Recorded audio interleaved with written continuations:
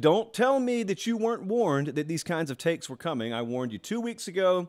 March Madness is coming, and so a couple of things are going to happen. You're going to have great entertainment. I love the NCAA tournament, and you're also going to have just off-the-wall, beyond insane takes about how this could be college football and when a 15 upsets a 2, blah, blah, blah.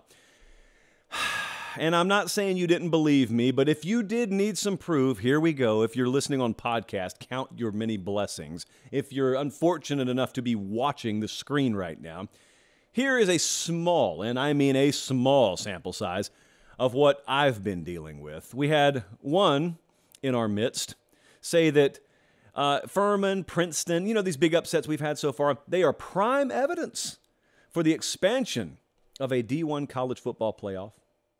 It's already happening, so I guess it's to back what's going to happen. And then we had someone else chime in, love me some March Madness. I do too. You could have stopped the sentence there, we would have been fine.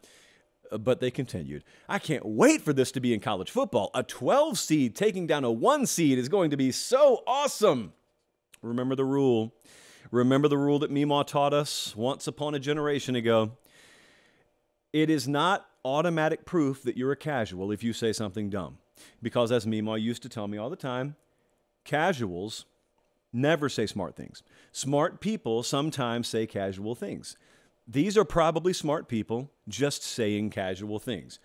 It's a hall pass. We've got to issue a reprieve, whatever we've got to do, but it happened, okay? There it was on the screen. Now, here's what I want to do. I want to talk to you tonight if you feel that way.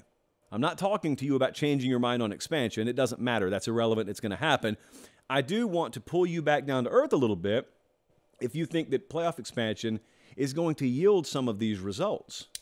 These, dare I say, who am I looking at? Dare I say Cinderellas? You're going to get a Cinderella in college football, huh? Well, let's do ourselves a favor. Let's ignore the total logically bankrupt approach of comparing football to basketball. We could hammer that like a piñata. Let's put that off to the side. I think most of us understand how ludicrous it is to look at college football, college basketball, and say, well, if it works in one, it works in the other. I don't think we want to see a round football. I don't think we want to see football played on hardwood. We get the point there. What did Furman do? Let's just use Furman, Virginia. What did Furman do? Well, Josh, I'll tell you what they did. A 15 seed took down a 2 seed. It's a monumental upset. No, it's not. It's really not. I know what it looks like on that piece of paper that's probably destroyed that you call a bracket. I know what it looks like. In my world, I don't really care about the seeding so much. Here's what I care about. Paper pop. Furman against Virginia. What do you think the point spread was on that game? 20, 30? Try 5.5. 5.5. That was the underdog in Furman. So what kind of monumental upset got pulled there? Now, if you wanted to equate what happened in that basketball game, and you wanted to use the numbers guys over here in the basketball world and equate what happened there to the numbers in the college football world, that would be like a Utah State playing a Georgia or Alabama or something like that. They would be a 5 to 6 touchdown dog, and Georgia or Bama would name the score as they painted the walls with Utah State's blood. Utah State would be able to do nothing about it because there is something that exists in football that doesn't exist in basketball, and that is the ability and the freedom to hurt people, to physically impose your will on someone. I'm not telling you basketball is not physical. I watched Maryland Bama last night just like you did, but it's not a football game.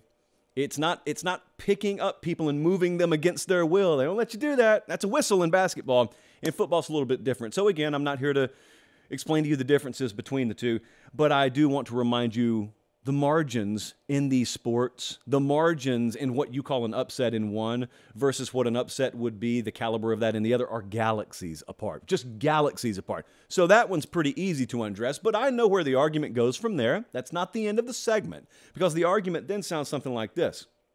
No. I know that Furman's not going to make the college football playoff. I just mean in general. In general, it'll be really good if a 12 knocks off a 1. Because we'll have a Cinderella story in college football. They'll get a shot, a 12 seed. Josh, won't it be great if a 12 seed ever knocks off a 1 seed? I just want a format where the 12 seed gets a shot. That's what I want. Never mind the fact that 12 seed has probably lost a quarter of their games you're probably looking at a 3-loss team minimum. Never mind that. Great. Lose a quarter of your games, you get a shot anyway. Why? I don't know, because someone said you deserve it. Who's the 12 seed? This is going to hit you a little close to home. I don't think a lot of you are going to like how this goes, because I know what you're talking about right now. I know what you're picturing. You're picturing the little guy. You're picturing the upstart. When you say 12 seed instead of 1, 2, 3, or 4, you're thinking about a Cinderella. You're thinking about a dark horse, one of those G5s. You're not thinking about LSU, are you? You're not thinking about an LSU team that's loaded with talent that gets banged up. Maybe their quarterback gets hurt early in the year. Just because of the treacherous schedule they play, they lose 2 or maybe 3 games. Let's say 9-3 LSU is there. They don't even go to Atlanta. They don't play for the SEC championship. And in a bygone era, their playoff hopes would have long since faded well before Thanksgiving. But in the new world, what is that? That's a sliver of light. Someone left the door open. And here comes 9-3, wait for it, SEC LSU. And then LSU, or someone of their ilk, gets healthy, like those teams that have a little more depth than you tend to do later in the year, especially if you give them a little time. And the far more likely scenario than a Utah State or even a Utah ever making a run as a 12 seed is one of those Big Ten teams doing it, one of those SEC teams doing it. Now, here is the difference between the expansionist hopefuls out there and the group of people behind the curtain that are making this happen. They don't care. Let me be very, very clear. As much as you may care about parity and as much as you may care about inclusion and adding new seats to the table and evening about the recruiting landscape, they couldn't give a crap less. I know because I've listened to the talk. Here's what they wanted. They wanted more seats at the table for themselves. They didn't ever want a seat at the table for you. They didn't ever want a seat at the table for the folks who weren't already in the room. They had to convince you of that to get you to go along with it because they needed a certain level of public sentimental support, which they got. But where you'll find out they suckered you, and where I know they suckered a lot of you, is listening to some of these people talk behind the scenes. I'm not going to give you the names. I'm going to keep it very, very cloaked in secrecy as to who said this, but there is someone who was not only intimately familiar with, but outright involved in this process, who I know to have said the following within the last few months. And someone asked them, are you really going to make these kids play 17 games? And you want to know what their response was? This is not a joke. Their response was, well, the only way that they would need to play 17 games is if one of the lower seeded teams actually went all the way and won the title, and we don't plan on those teams winning the title. Let me repeat that, if it just kind of buzzed in one ear and out the other. They wanted to expand the playoff. Why? To more fairly determine a champion. But that's out in front of the curtain. Behind the curtain, they are just readily admitting amongst themselves, the lower seeds are going to get smashed. They're never going to actually make the title game. So a lot of these folks yelling about how they're going to have to play 17 games, moot point, it'll never get to that. And you know what? They're probably right. And in the process, if they're wrong and one of those lower seeded teams does make it, ain't going to be who you think. We're watching Tulane here. We just saw App State. It's not going to be them. It's going to be an LSU. It's going to be a once upon a time banged up Penn State that gets healthy, and you're going to watch that playoff and you're going to say, this just seems like a lot more of the same thing that I used to see, that I thought this was going to change. And then comes the hammer. That's when they drop the hammer on you, and what does the expansionist argument revert to? Josh, you simple-minded host, you. It's not about crowning a new champion.